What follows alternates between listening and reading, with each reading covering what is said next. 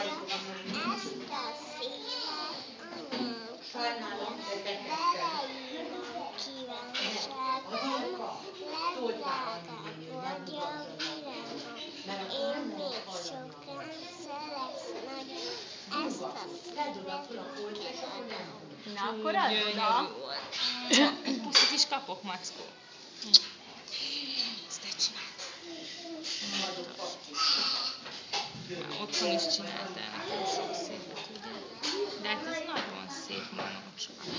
Ezt te ragasztottad nekem. Ez gyönyörű, nehogy leved.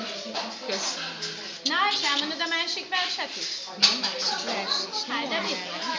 Ragasztod így.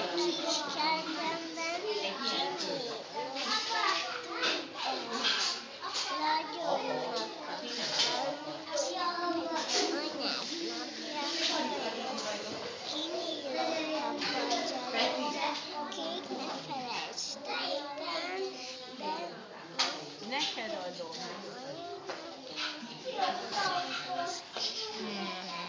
Ügyes vagy. Ének? Én kicsike?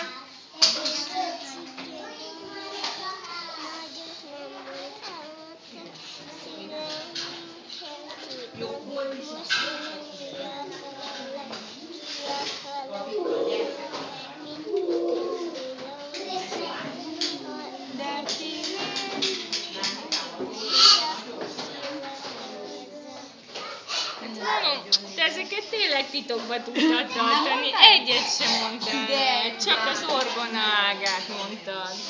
Nagyon ügyes vagy. Azt még el akarod énekelni? Elénekled az orgona éneket?